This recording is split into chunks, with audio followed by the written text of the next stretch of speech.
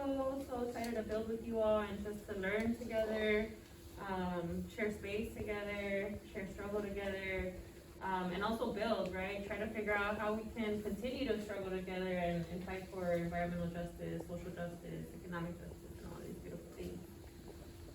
So we'll really quickly just get started with some introductions. My name is Karen. I use she, they pronouns.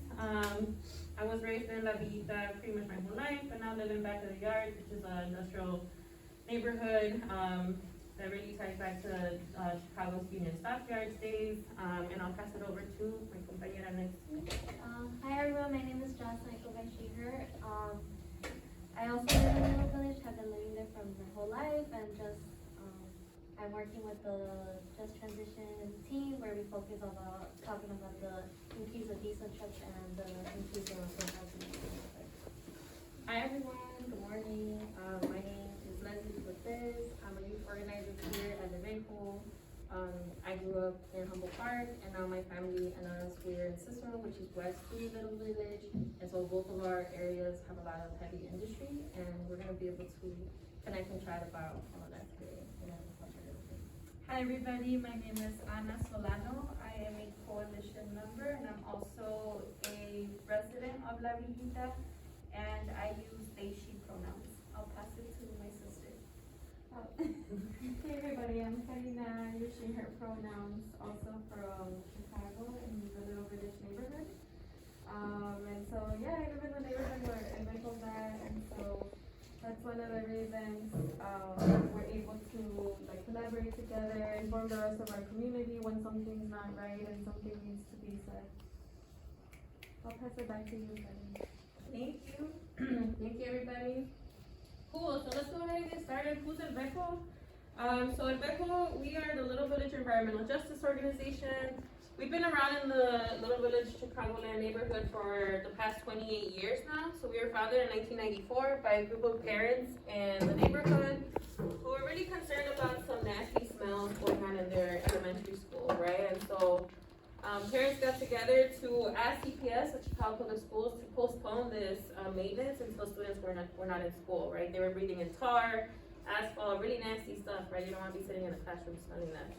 And so since 1994, even though it seems like a small little win to postpone maintenance, it was a big win, right? And more, it really catalyzed community members to think about what are some other concerns that they have, right?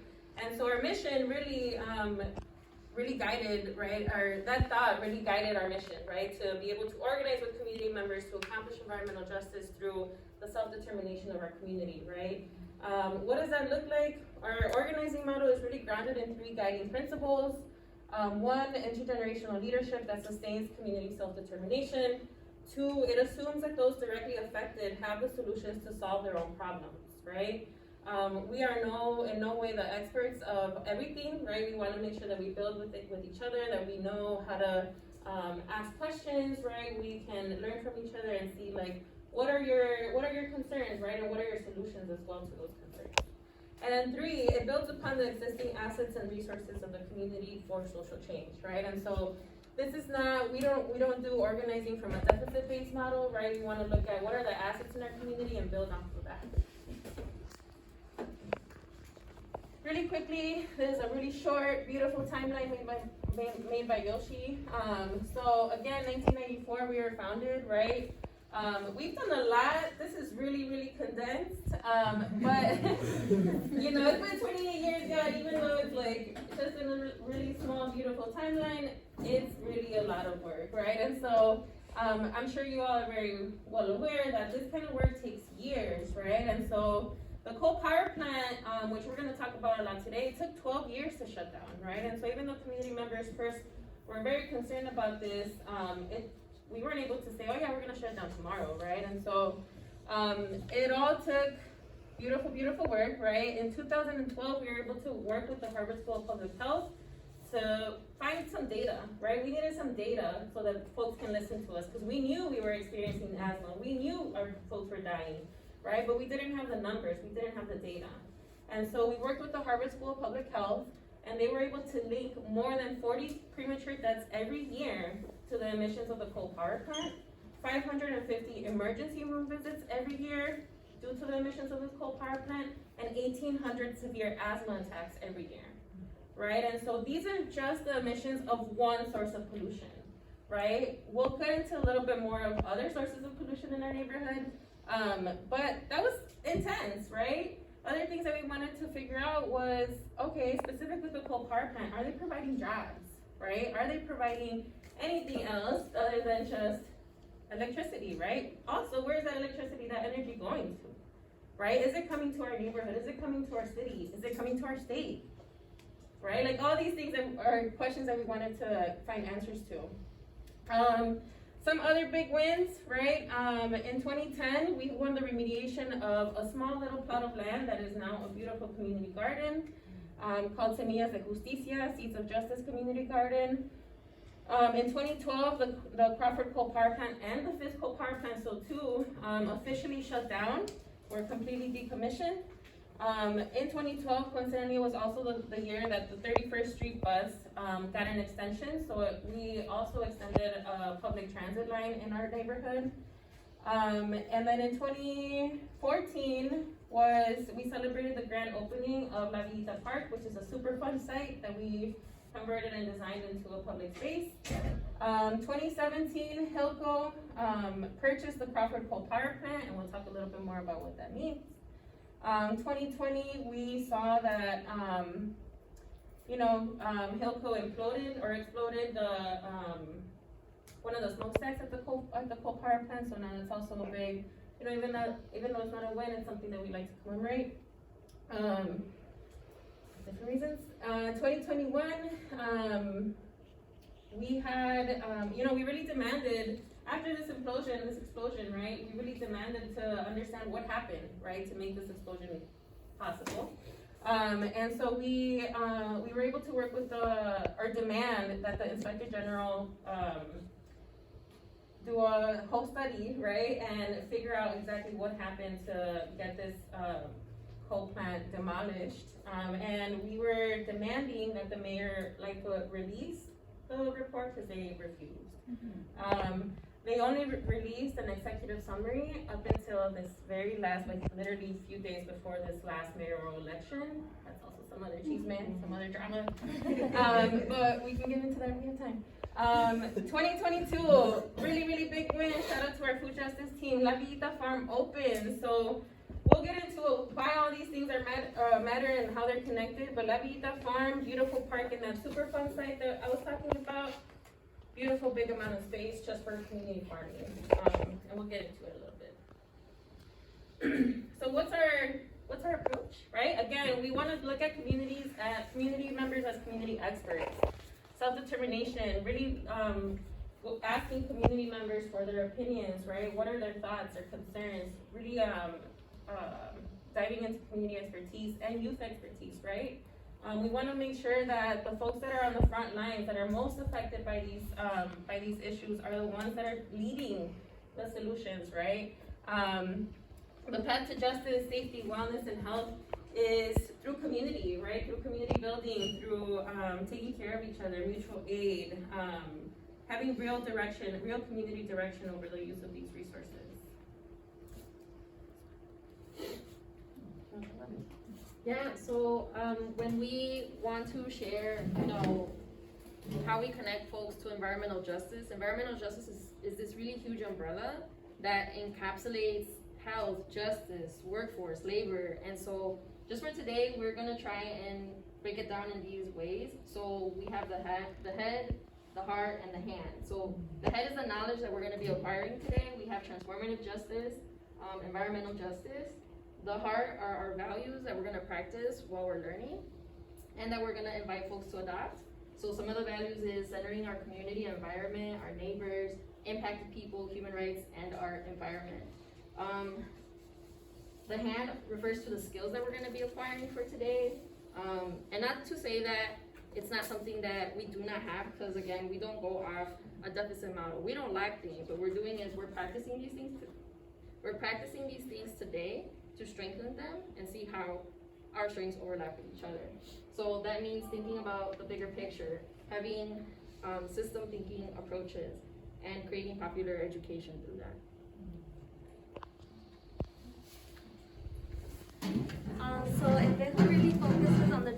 transition vision that we want for the community. So just gonna elaborate what Just Transition is. So Just Transition is going from an extractive energy to renewable energy, but also focuses on preserving like the human rights of individuals such as the community, and also the workers are gonna be working around the warehouse that Hilco created. But it's also like trying to create lead that community are the ones who have the power to decide what resources should come to the community, what are the solutions they can bring, and not allow people who have wealthy corporations or people who can't control the community. But how does that look in Little Village? So we were able to convert the former industrial toxic site, like Silotex, to a superfund, to a park. That was like something that the community designed, and it was like the community had so much involvement in that park. We were also able to convert a former brownfield into a thriving community garden, which we mentioned was the Semillas de Justicia garden. The Little Village residents have so much power and knowledge of how to work in the land. So residents were like, we need a way to grow our own food instead of buying so expensive organic food, which shouldn't be expensive for them. And with the Crawford Coal Power Plant, the community initially had a plan of supporting our local cultural economy. So instead of using the site as an industrial site, it could be used as a way where people could gather, like a community center, a community local vendors where they were able to sell. And we were also thinking of having like a vertical farm where people could also grow their own food. Thank you, Yoshi. Yeah, right. And so, as Yoshi was talking about, some of those ideas of like a just transition in the neighborhood, right? Let's think about that a little bit more. We'll revisit that when we talk about Hilco. But just to give us a little bit more like geo context of where we're talking about, right? This is a map of the city of Chicago. Over here, we're thinking about Lake Michigan. Little Village, the neighborhood where we organize out of and mobilize the most out of, is right here, also known as South Lawndale. There's North Lawndale here. This is all like the southwest, south side, southeast side, just to kind of give us some context of where we're talking about. Can you go back really quick? All right, so this is the neighborhood boundaries, more or less. Just want to show you all really quick that, and also point out that 51% of the entire neighborhood land is just dedicated for industry. 51%. So half of our neighborhood is just industry. Little Village is one of the most densely populated communities in the city, with about 100,000 people that are living in the neighborhood. Really old housing as well. A little bit more about Little Village, right, or South Lawndale. It used to be an Eastern European immigrant community up until the 1970s, when the neighborhood experienced white flight. Mexican immigrants also started moving into the neighborhood due to gentrification after the building and construction of the University of Illinois in Chicago. And so Mexican immigrant and Puerto Rican settlements actually ended up moving to South Lawndale and then up to Humboldt Park. Little Village is known as the Mexican capital of the Midwest, right? There is anywhere from 70 to 100,000 people. We do like to give us a good range because there are a lot of folks that are undocumented as well that might not answer the census. 26th Street, like I said, or La 26, is the main business street in the neighborhood. It's second behind the Magnificent Mile in tax revenue. So the Magnificent Mile in downtown Chicago got like Gucci, Prada, Michael Jordan, right? Like all these really big name stores. We're second behind Michigan Avenue in tax revenue. So we create a lot of money for the city, but a lot of it doesn't come back to us, right? We all know that saying, like, it's a broken record, right? Like, where's our money? Most of the businesses here are locally owned mom and pop shops, or have been locally owned mom and pop shops, service providers. There are a few big box stores. We are starting to see them more now and getting closer to the neighborhood. So there are real concerns about gentrification and just, the prices going up in the neighborhood in general. But because Little Village has been in an industrial neighborhood for so long, it's been relatively cheap to live in, but we're starting to see that change now. 60% of all food vendors in the entire city of Chicago come from LVEJO, right? Come from Little Village. So that also informed some of our food justice work, right? We wanted to make sure that we have commercial kitchen space for them to be able to get their license and everything. So take a little quick breather. We can do the next one. Do folks have questions? I've heard this term used a few times, and I've heard it in Philly, Superfund site. Could you tell us what that means exactly? Because I've heard it, but I'm not 100% sure. For sure. A Superfund site. So this is one of my little dad jokes. Superfund, right, with a D at the end, is a contaminated piece of land. But so we converted a Superfund site to a Superfund site. Anyway. Yeah, so Superfund site is, are we familiar with brownfield sites? Yeah. Okay, so brownfield site is also a contaminated piece of land, right? Doesn't require too much money, isn't too contaminated. A Superfund site does require the US EPA, does require US money and federal grants to remediate. They are also most likely heavily contaminated. Mm-hmm. Other questions? Cars that one overachieve each like 50 minutes. Cool. Cool, right? And so, since we are grounded in self-determination, many of our campaigns are guided by community concerns, like I mentioned, right?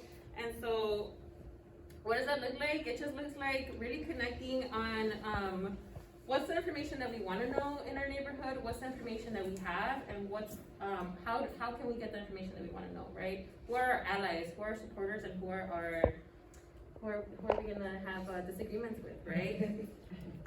We definitely want to do this by collecting community data, community organizing, all of that good stuff. These are some of our three main legacy campaigns that help to really lay the groundwork for our work right now. And so our public transit campaign, as I mentioned, we helped to reinstate a 31st Street bus in our neighborhood.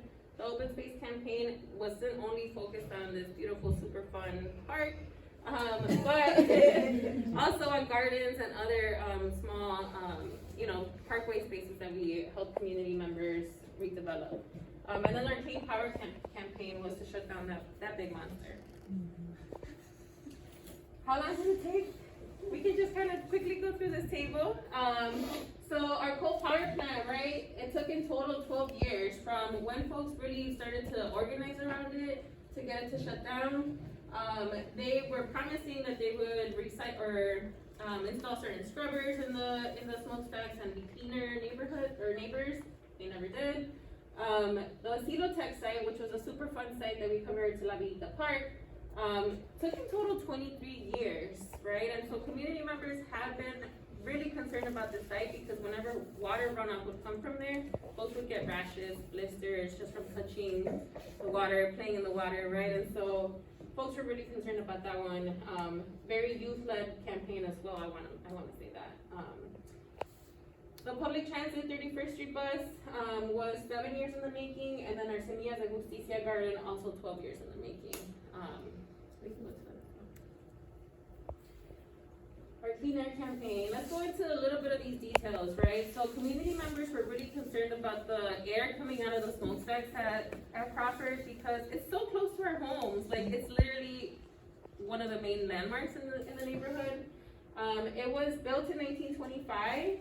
And in the 1960s, actually, they got a new generator. So they were able to generate, like, I think on top of what they were generating in the 1920s, they upped it up to like 100,000 more homes with that second generator. When we were learning this, we were also asking questions like, where is this energy going, right? And it was actually going out of state. So it wasn't even being sold to Illinois. Oh, wow. And we were like, this doesn't make any sense, right? Most of the energy that powers our homes and powers the state is nuclear. And Crawford ended up selling it out of state because they made more money that way. This one was one of two coal burning power plants, and it is considered, or was considered, one of the dirtiest coal power plants for a long time in the US. It was actually not required to follow the EPA Clean Air Act since they were grandfathered in. Unless they wanted to, and they obviously didn't want to, right? They didn't serve them anyway. And they closed in 2012, but I also want to talk about this a little bit more. So let's go ahead and go to the next one. Let's go back to that close in 2012, all right? And let's put it in our head. they closed, right? We're like, yeah, let's start planning for a new vision, right? What did we do? We started talking about the history. We started talking about the history of the neighborhood, and we started asking folks to design it, right? 71 acres is a lot of space, right? For imagine 71 acres for community. Damn, right? We have a jail, Cook County Jail, that takes up 96 acres, right? So 71 acres for all community use. Folks have really beautiful visions, right? We did drawings, lists, surveys. You can go to the next one. And just really like asking folks, like, what would they want to see? What would they like to have in this space, right? What are some of the resources that they wanted to have in their community in general? They did mention things like community center, trade school, library, right? Real community centered spaces. But also understanding that the land that it was on was industrial land, right? It was industrially zoned. And so thinking about how we can make the industry that we do work in, that we do want to work in, more green, right? More healthy, more sustainable for us. And so we thought about indoor agriculture, mercaditos that would support comadre economies, right? So like we already are a very entrepreneur neighborhood, so let's support that, right? Instead of inviting big box stores. Solar trading and manufacturing, right? 71 acres, and I'll show a picture in a little bit, but 71 acres of just land would have been perfect for a solar farm, right? I don't know. Right, wheelchair repair, maintenance, right? Folks had a lot of different ideas for that site. When they closed in 2012, Mayor Ron Emanuel did have a big play in it, all right? Why did he have a big play in it? Let's go to the next one. Because he got money, you know? Before he was even mayor, y'all, before he was elected to be mayor, he got money. He got $50,000 before he was even in that role. In 2010. And he didn't negotiate with them to shut down till after that, right? And so you start to kind of think about, like, he was already in their pocket way before he was even their mayor, right? And so when we started following, like, where's this money, who's getting this money from them, right? We saw the mayor got money and totally contributed $115,000. Our local alderman or councilman that would, is like our representative, only got $3,000. He sold his house for $3,000.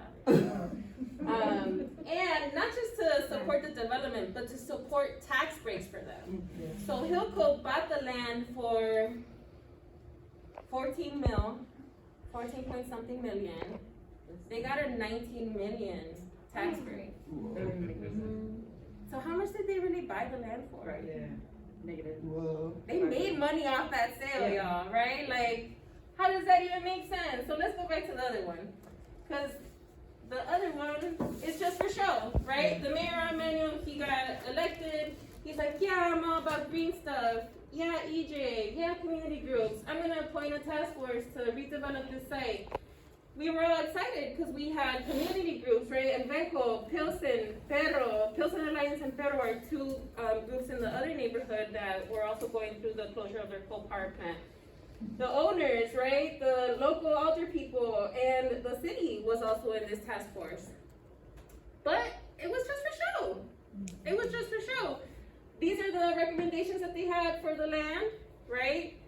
None of that came through. When Hilco bought the land for the 14 mil, they didn't have to do any of this. They didn't have to do they didn't even have to tell us. They did it out of courtesy because they knew we would get mad, obviously, right? Who wouldn't? But again, we had that same concern, right? Like, we were promised that we would be working in a task force together. We were promised, but that was just for show, right? What were some of our health concerns post shutdown? There was a coal pile at Crawford for many, many months, and it was removed and covered with clean dirt, but there was still concerns about what did they do with that dirt underneath, right? Was it remediated? Was it really taken care of? And where did it go, right? That's the other thing. Like, if it's going out of this community, what other community is it going to, right? We also got to think about that. Fly ash was also removed, but there's still like dust, right? We were also really concerned about radiation from the coal, right? Depending on where you get your coal from, you either get really good quality coal or lower quality coal, right? And so we also had to learn and build with other communities. Just like we came out to Philly, we also sent folks to the Appalachian Mountains to like learn about mountaintop removal, right? Learn about where's this coal coming from and really about the life cycle of coal, right? Questions? Thoughts? Comments? Reactions. All right.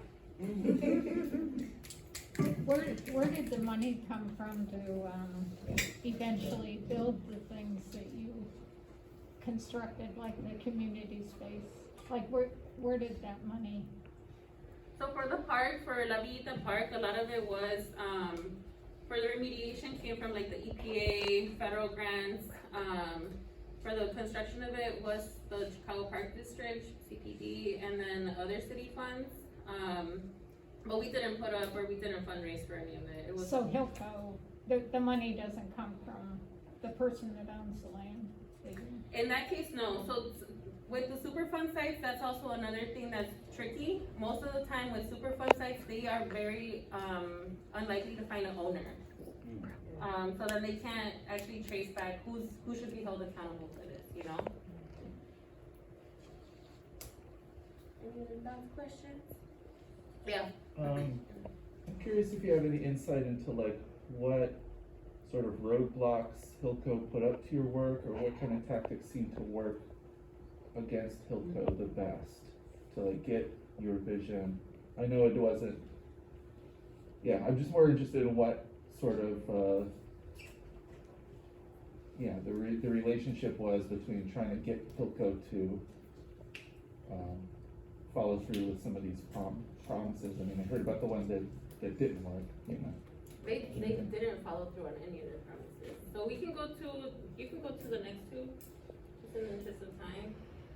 Some of the things that did work though was, to put pressure on them. It worked so well. Their name is technically Hilco, right? Mm-hmm. It worked so well. This worked so well, yeah, that community members were asking us like, are they really called Hilco? Yeah. Why would they even name themselves Hilco? You know, like, and so, doing things like this, right, like social media campaigns, marketing campaigns against them, right? They got hella money for marketing, right? Like, we can also do marketing, just community marketing, right? And so, some of the things that work to get them, like, to get them to squeeze their little butt, right? We definitely put a lot of pressure on them with the city, so we called and we put a lot of pressure on all the councilmen and other people in the city to stop that tax break. Although it was very unsuccessful and they still received it, they did get a lot of nasty negative press, right? So much so they were considered Hilco for many, many years and by community members. What else? Other artivism, I don't know if coalition members, if y'all want to talk about what are some things that help to kind of build and mobilize. Oh yeah, so as I mentioned, I'm a coalition member. I actually work with them now, but before I was just a community member that wanted to breathe clean air, right? It's in our best interest. So I connected with them, and some of our tactics to mobilize, we have social media campaigns, as Garen had mentioned, where we use hashtags and we just write them a message, and I'm sure they'll see it because one time they went private on their social media. Yes. So we have a fun poster in the back if you want to write down your social media handles. So whenever we have another campaign, y'all could join us and build national solidarity. Oh. Yeah. Any other questions so far? Yeah. Yeah, I just had a question about your engagement with other community groups, like within Chicago or within like the neighborhood, what that's looked like, and if there are any kind of like guiding principles in terms of like working as a team. I'm just curious to hear about that. Yeah, so I can definitely talk about a little bit, and then I do want to throw it to maybe Bella. Yeah. Okay, so over the years, there have been groups throughout the city, right, in different neighborhoods that have formed around environmental justice issues. So now there is a Chicago Environmental Justice Network of different community groups, organizations that, even if they're not like formally incorporated organizations, they're still doing e-free work. So I know they meet like weekly or bi-weekly, just to kind of go through their, community issues. Other cross-coalition building, I'll definitely turn it over to some coalition members, just to, give y'all some details on like how building works. And I'll just share a little bit. I'm a community member from Little Village. I'm a community member from Little Village, and as LVEJO was mentioning, a lot of these fights in the neighborhood are overlapping, right? And so I'm one of those people that I have a short attention span, but I also have a lot of different passions, and so I'm running around like different things that I care about. And one of the things that we were seeing was, again, because of these big box stores that are coming into our neighborhood, some of our vendors were getting pushed out of, like, one of them is called a discount mall, so there's a lot of small vendors, over 150, and they were getting pushed out. And so we're seeing these connections of like, wait a minute, this big warehouse is being built, it's getting leased by Target, and also this huge discount mall is closing. And so just, seeing these connections and pulling the vendors in of like, this is a big fight. It's not like a bunch of individual ones, but it's a huge, big one that's connected, for the sake of like, solidarity in the neighborhood. And so for the way that we connect with folks is that, or another element of it too, is having folks be in alignment that environmental justice tends to be the center of a lot of social movements. And for us, we even dare to say it's the heart of the social movements, because we cannot have land, we cannot have air, we cannot have quality water, we cannot have land space to organize on if we aren't in alignment about how environmental justice can be like that North Star. And so we definitely have some recommended readings. We definitely have some things that we can share if we want to connect. And definitely filling this out is going to be helpful so we can connect with folks. But I'm going to turn it back over. How best to engage children in schools, and were the unions helpful, and did they get on board earlier? Did you have challenges with the leadership? I know that, in my opinion, if you want minimum wage to increase, if we want any of the things that we need, unions have the power to withhold funds and or fund the candidate that's opposing an incumbent. So I feel like a lot of the things that we want to have done is ultimately under union control, but we don't think about it from that lens. So I'm actually really curious as to how best to engage without traumatizing even further our children now. That's a beautiful question, something that we struggle with all the time, right? Because when we talk about the climate catastrophe, right, it's so like daunting, right? It's so like, damn, like, are we even gonna have a planet to live in, right? And like, to even think about that, to even talk to our children about that is like, I feel so many different types of ways talking to my daughter about that, right? And so we definitely do it through hope, right? And so we were literally just redeveloping our summer program, right, to think about that, right? Like, how can we shift this narrative? How can we shift the conversation and turn it into, okay, instead of saving the planet, right, let's work to regenerate, right? To go back into this idea of just transition. How do we sustain what we have? How do we, instead of coming up with more solutions that might also create consequences, right? Because a lot of the times that's what engineering is. It's creating these solutions to these problems that didn't even have to be problems to begin with, right? Instead of doing that, we want to go back and generate. We want to decolonize, right? We want to spread hope. We want to think about how do we start to create ideas and hope without the daunting, like, imminent, this is, doom, right? That's coming. And I'll definitely pass it over to Leslie. And we know that climate doom is manufactured, right? We see it covering in press. What we don't hear are all the coalitions who are fighting that. All of the indigenous folks who are on the front lines doing this work, which also includes Afro-Indigenous folks as well. And so for us, when we talk with young people, we make sure to start at the very beginning and talk about how a lot of our descendants, a lot of our ancestors, or even to reckon too with how this nation was built. And so we're shifting from climate doom to climate bloom, because the next generation is the generation that's gonna bring the pathways for all of these ways that we can generate energy, food, and we don't have to do it in ways that are extractive. We know how to do it, we have been doing it, and folks from our farm team, they refer to it as AI. So not artificial intelligence, ancestral intelligence. Nice.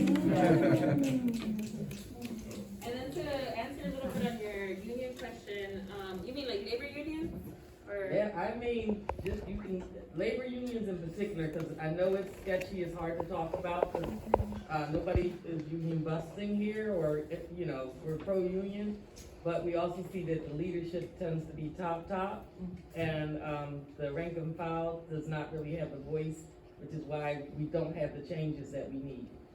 Unions are so powerful, we could have 15, 20 an hour minimum wage, but the leadership is the problem. How do y'all handle that, or how did y'all handle that? For sure, there was definitely, during the construction of this, so this is where the Crawford Coal Power Plant was, this is now what it looks like now.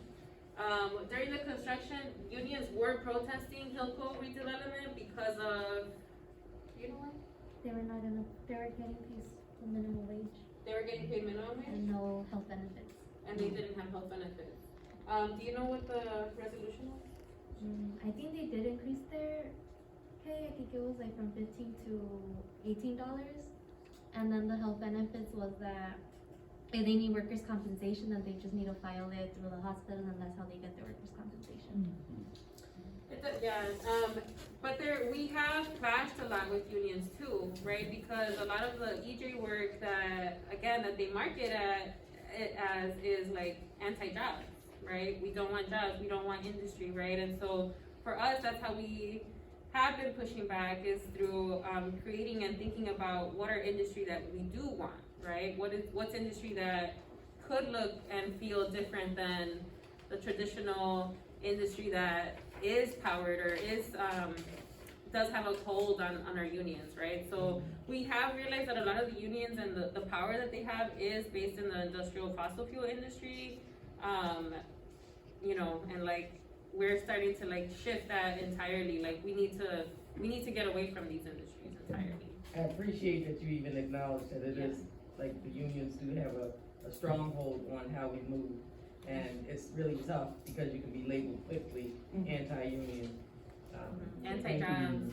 Anti-jobs, exactly, thank you. On the long-term end, exactly how Colin said, we do have a workforce program for its solar energy, and so we do have folks that are learning how to install solar equipment, solar panels, understand like what happens when they need maintenance.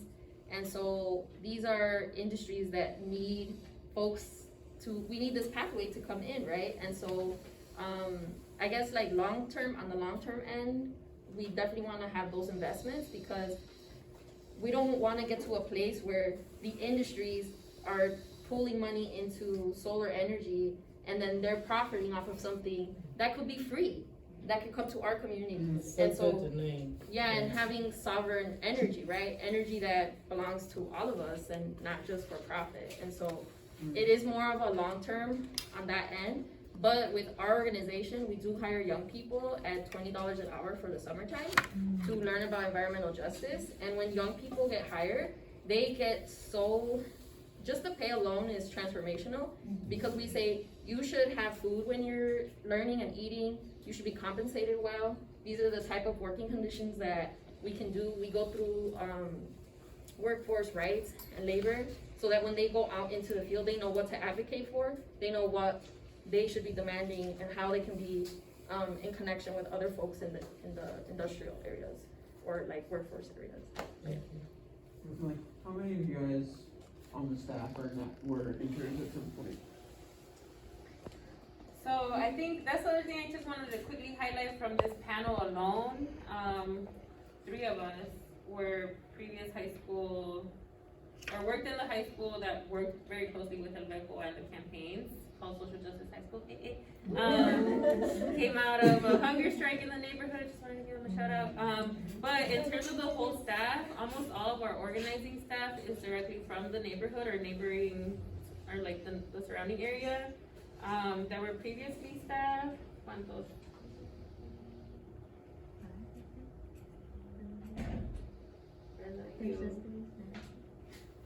There's probably like 6 or 7 that were previously interns at some point. Could a huge Yeah. impact be able to like, you know, convert this like mentoring into Like a third of our staff. Definitely. Yeah. Mhm. So what's going on right now? What's the, you know, Hilco, what do they end up, like, what's the end of the story? The end of the story is kind of like, you know, I guess there's not an end of the story. We're still working. Yeah. Yeah, we're still in it. What are we trying to do right now? I'm gonna pass it over to the coalition members on the demands. Yeah, for sure. We can go all the way to the last one, second to last one. So as Darren has mentioned, the report still has not been published. There's been an unofficial one, right?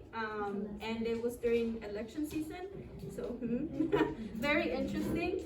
But some of our demands are that, first of all, we want it to be translated to Spanish. We live in La Villita. A lot of our community members don't speak English. And the fact that it's not in an accessible language, it's kind of like, we don't want you to know. We don't want you to access this information. So that's one of our demands. Another one is, thank you. We want to host an emergency meeting with city reps. What happened when this implosion happened was that everybody was pointing fingers at each other. No, it wasn't me, it was you, you know? So where's the accountability? You're playing with people's lives, you know? So we do want to demand them to host a meeting, and we want to work with CDPH and IEPA and community to do a comprehensive soil sampling in the areas that are impacted. And we also want work to be paused on Hilco's 33rd and Lawndale site. So they, not only do they have that square foot, the 1 million square foot warehouse that was in the picture a little while ago, but they also are now like, where are we gonna park all these damn trailers? So they are proposing a new site directly behind it that, you know, folks are concerned about as well, like more traffic going down to residential areas. Air monitoring is another thing that we're working on, is expanding our air monitoring network. Because again, folks are like, you know, they saw a big nasty eyesore, right, as a coal power plant, and now see like something cleaner, something that looks like fresh, you know, it's a warehouse, it's bringing jobs. But what about all those trucks that are passing through our neighborhoods, passing through our schools, right? And so we are looking to expand our local air monitoring network as well. And we've been doing truck counting for the past few years. Do you have activists running, for offices that are going to actually bring about the awareness, demand the translations that you need, and hold these different agencies and corporations accountable? Like, do you guys like create and foster and educate people to start running against these horrible electeds? We, through our environmental justice network, we do have different EJ communities who do season folks who are most impacted in the area. And so just recently in the 10th ward with Oscar Sanchez was a longtime activist, youth, and they, alongside with the community members, led this really amazing campaign to not allow a metal recycler to come into the neighborhood. And so it was coined like Stop General Iron. That was a hashtag in the campaign.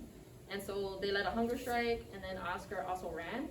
And so we tried to do a lot of different tactics simultaneously to exhaust the whole system. And so that is some of the approaches. There's a lot of schools of that. Some folks, you know, we want to make sure that if we do electoral politics, I know for our organization, because we're 501c3, we tend to stay more on the neutral side, but we're not neutral when it comes to the environment. And so I say all this to say, like, we do have EJ communities who are running, we do have EJ communities who are also involved in electoral politics, and we also have other folks who are trying to do like other side stuff, and so it is a very coordinated effort. It doesn't feel like it sometimes, right? That misalignment or alignment really gives us a lot of insight and wisdom, and so yeah, it goes like that. But I will say too, right, like Chicago, historically, politically, has a lot of control on the politics, right? The people in power in Chicago have a lot of control, so even though Oscar did run, he didn't win, right? And so, like, folks have tried, they're still met with a lot of obstacles to, like, make change because of, historically, like, how Chicago runs, you know? And, like, some of that we don't have control over. So like Hilco has proposed on this site to in Philly to mostly create warehouses. And so like what are your like warnings for us about warehouses and trucks and labor? Let's see. So definitely the air concerns. Let's go. We can stop right here. Go back a little bit. All right, we can stop right here maybe. I mean, you all also have a port here, right? And then the Port of New Jersey, like the East Coast, I'm sure has its own, you know, octopus of things to work through, right? Chicago is definitely like the freight hub of the Midwest, right? Just lots of veins of freight going everywhere from there. We've also seen, however, the connection to policing, right? Not necessarily so much in Chicago, but in the neighboring suburb of Elwood and Joliet. Those are completely, almost all entirely warehouse communities, warehouse suburbs. We took out the picture earlier, but it's literally surrounded by different warehousing companies, different freight. You know, it's so bad that police in Elwood and Joliet ticket residents just to make up the money that the city lost when they approved a lot of the development there. So the policing is even heavier now because they're trying to make up that lost revenue from, you know, the tax breaks and everything that they, you know, gave away to these companies. So we did see, or folks in Joliet and Elwood did see like an increase in like just really strict policing. Definitely air concerns, right? So there's a really good map. These are intermodal rail yards in Chicago. We're considered an inland port because we're not like on the border, and like we don't have like a seaport. All of these are, you know, inland, and so these are the ones in Joliet, Elwood. This is one of the bigger ones. I think it's BNSF. Corwith is down here. But you know, some of these they're also used by all of the, like the rail lines are all used together. Did that answer your question?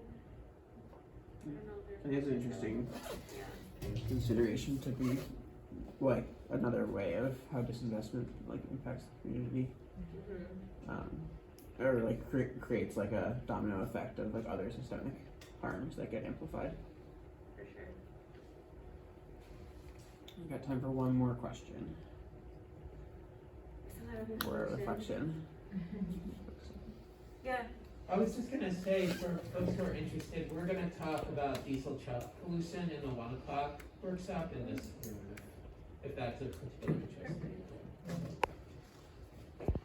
Yeah, if a lot of this stuff is resonating, please follow us at LVEJO20. That's our Instagram, I believe our Twitter handle. If you just wanna share anything that like really resonated with you, any parallels, any connections, please use the following hashtags. Hello Hilco, hashtag La Vida Respira, that translates to Little Village Breathes. Hashtag Para Hilco, so that's Leave Hilco, and that's their handle name, Hilco. And so, you know, sometimes we feel like our tweets go unnoticed, but they really do have an impact. They get overwhelmed and they spend a lot of money on marketing. So we do some really great coordinated actions when we do it for free. And there's just a lot of power in us being able to like tarnish their image, because they're tarnishing our neighborhoods. So you don't get away with it for free. Like, we have people power that is making sure this happens, and so please feel free to use any of the hashtags, and then we also have a slide for our social media, like a thing on the screen. Another really quick plug, and I also wanted to go back and answer your question, about, you know, how do we do this with young kids, right? We passed around a coloring sheet for folks, so Yoshi actually led a coloring book where we asked artists, and through artivism, right, we asked artists to design, you can go ahead. Oh. So throughout the pandemic, because we were all in virtual and we were on computers, so we had this idea that in order to promote like visuals of what is happening in the community, we decided to have the coloring book, and we invite a lot of Little Village artists, Chicago artists. We collaborate with the Chicago Art Collective and also For the People Artist Collective, and they all created or like turned in a sample of like a coloring sheet that we would use to create a coloring book, which it's pretty much printed. We're selling it right now to get funds so we could like mass print it and also create coloring material so we could give to residents for free. The reason we are doing this color is because like it could be used as a different educational material. Like I, for once, like I learned through visuals, and like it does allow for people like different generations to be able to see a coloring book, look with like feel the emotions that people are going through within the community, and also just like see the involvement that people are doing, like the stories they want to share, and like the visions they want for the community. So I'm excited for this coloring book. It did take a lot, but yeah. If y'all coloring, feel free to tag us, send it to us. We'd love to share it. Yeah. I want to say thank you so much for coming all the way from Chicago. Wow.